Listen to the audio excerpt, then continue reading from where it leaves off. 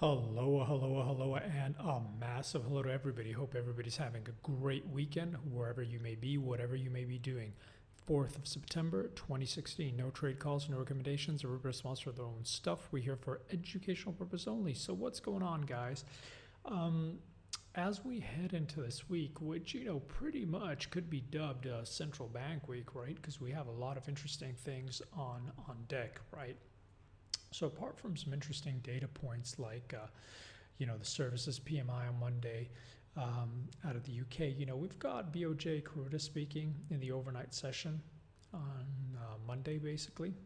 We've got on Tuesday, we've got RBA rate statement. Should be very interesting. We do have some ISM out of the US, GDT out of New Zealand. We got S&B on wires, so we got Jordan speaking. Then on Wednesday, apart from the Australian GDP and the inflation report hearings out of the UK, we got another central bank on the wires with a rate decision. We got Bank of Canada, right? And Thursday, as if that wasn't enough, we've got trade balance out of Australia and China, but we got Super Mario on deck and the weekly job numbers out of the US, crude oil inventories, and that will take us into Friday, with all the other usual Friday data points. So again, particularly interesting. Let's see what happens. Don't forget that in terms of the real focus for this month in terms of data points, it's more towards the back end of the month. The real focus is going to be on the basically BOJ and FOMC meeting, right? And that's going to be coming around the 21st of September. So that's really going to be the big focus. But that doesn't mean that we don't have the potential for a lot of wheeling and dealing this week with all those central banks on deck, right? By the way, before I forget, because a lot of people ask about the ZBs, and I always forget to bring the chart up because it's on a different platform, right? Here, our outlook hasn't really changed on the ZBs, right?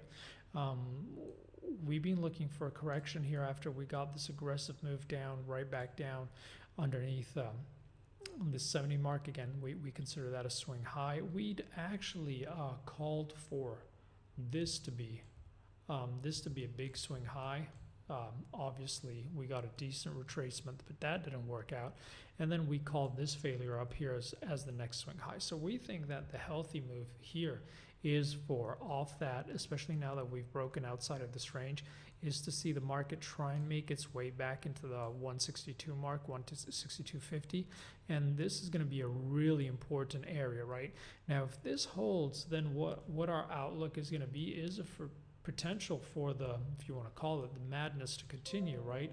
And a potential for this move to try and take a stab higher, and even though it's a labored, try and make another press higher.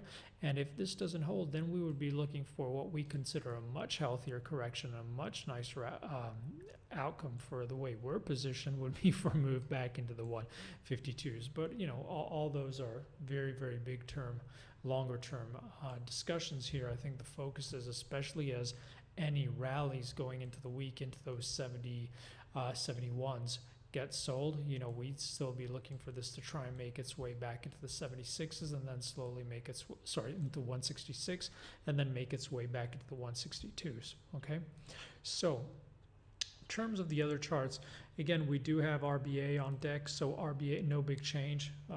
Our outlook has been for top forming here, even though it's been very sloppy, right? All these areas are holding.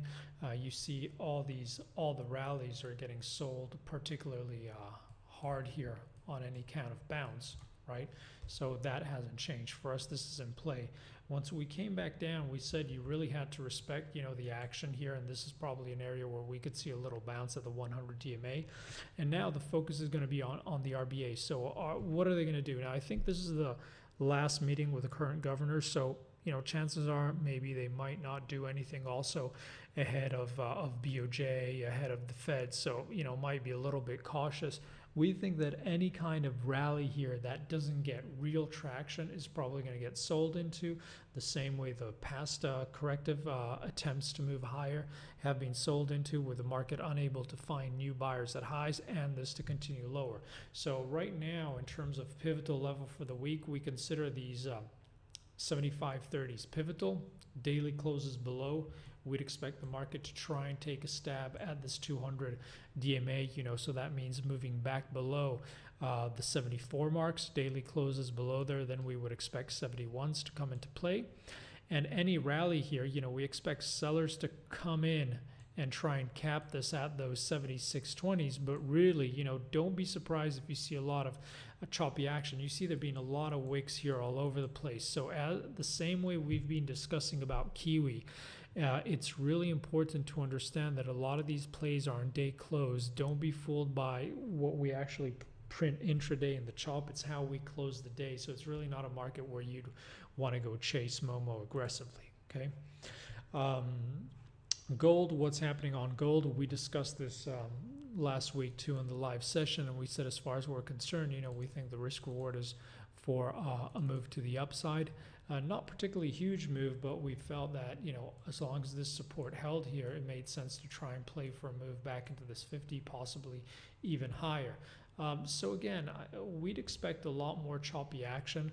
As long as we don't get a day close below 1300, we expect the market to still attempt to take stabs at these 1350s. Now, the big question is, are we going to get daily closes below the 1300 and then correct lower, right? Maybe 1250s before we get the next big rotation higher? Or is this it? Have we put the bottom on, and are we going to start to chop around here and then we're going to shoot off higher from here? As far as we're concerned, we'll try and keep it simple. We look at action around these pivotal levels, right?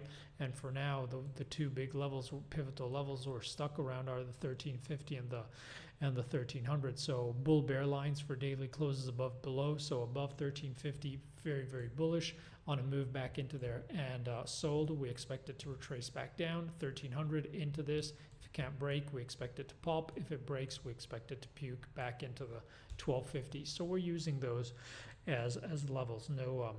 No big surprise there, right? What else is happening on ES? Not a lot has changed. We still continue to say we think the healthy move and the velocity is probably going to come, or should come, in a healthy manner to the downside. But unless you get daily closes below that 2165, it's just chopping in this shaded area. The tricky thing is that as long as we hold in this shaded area, especially on low liquidity chop or maybe in overnight ramps, it's very tempting for the market to try and take a stab into the 2190s, try and trigger a lot buy stops, trying to take a stab at that 2200, big psychological level, right? So that's the problem. But unless we can't get daily closes above there, we still think the risk is to the downside. On a day close below the 2165s, we'd expect these lows to try and get clipped very, very quickly, and we wouldn't be too concerned about that. The focus for us then would turn to day close above or below 2133s. Above, potential for a move back higher. Below, we'd expect the bigger correction back into the 2100. A lot of people have been asking, what if this really falls out of bed? I think here you have to respect the way we're trading, respect the fact that all the moving averages are aligned. So you can't really be shooting for a base case lower than 2050 unless some kind of news hits or something. So you'd have to expect that to hold, even if we get a lot of aggressive action. But we're far away from that now. We'd still just be focused with action around this 2165s for either a move back to take those new highs, or for a nice correction back into the 2133s, which then will be the big bull bear line for the next move, either back up or 2100. What else have we got? I'm trying to keep this one short since last update was long. Yen, as we said, we just simply don't understand how you could be playing for a move to the downside when we're hovering around the 100s. We thought the risk reward was clearly stacked to the upside. 103.50 pivotal level calling. Right here, as long as we're holding above the 3150s, it's very tempting for the market to try and continue to take stops out. Our focus is 105.50. Again, it's really have to see what happens going into all these Kuroda speeches going into the FOMC, going into the BOJ towards the end of the month. As long as we can hold below the 105.50, then you could expect to see some corrective action back into the 103.50s, etc. You know, if that lets go, we expect a lot more aggressive move, and we'd expect the 107.50 to come into play. Right here going into the week, as long as we hold above 103.50, expect this to continue to try and take a stab in the 105s. Day closes below the 103.50, you'd expect the market to try and clip some stops and make its way back towards the 102 mark. Okay. And then let's do one more last but not least, Euro. What's going on Euro? So Euro holding heavy. Our pivotal level was the 112, right? And as long as it's holding below the 112, you'd have to expect that the potential is for a move back to the 110.50s, right? We talked about the fact that this is not a move we would fib, because this is we don't use fibs inside this choppy area. But if anything, if you're looking at it this area, right, you've got the 50 back coming around here, right? If you're looking at this move, you've got that 50 back and the 61.8 here. So we said, you know, the fact that all these areas had confluence inside this 200, if it's going to bounce, this is likely where it's going to catch a bid, and that's where it's bouncing for now, right? So we still be very cautious trying to read too much into action when the market is trading inside the 100 and the 200 DMA. We consider this very, very choppy, not an ideal place to try and play tight inside the range. So here we'd expect a lot of choppy action here, right? Unless we get a daily close back above the 112, right? And at that point, do not be surprised to see the market try and clip the stops quick and make a run for 113.40. As long as the market holds below those 112s, we'd expect it to hold heavy and try and take out those lows from last week. And at that point, try and make a little run for the 105.50. Broadly speaking, we still would not be surprised to see us holding around this area all the way into FOMC BOJ, unless we get something spectacularly surprising out of Draghi next week. Okay. As usual, guys, thank you so much for sharing, liking, saying hi on Twitter, whatever. It's always a pleasure and nice to know people are enjoying the content. I wish you guys an awesome week, awesome long weekend to whoever's going to be having a long weekend. And let's see what the week has in store. If you have any questions, any comments, just hit me up. I'll do the best I can to answer them. And I'll try and see if I could do some kind of an update midweek also, since we've got U.S. markets closed tomorrow, and said in case something funky happens, I'll try and post something. Okay? Have an awesome one, guys. Take care. Bye-bye.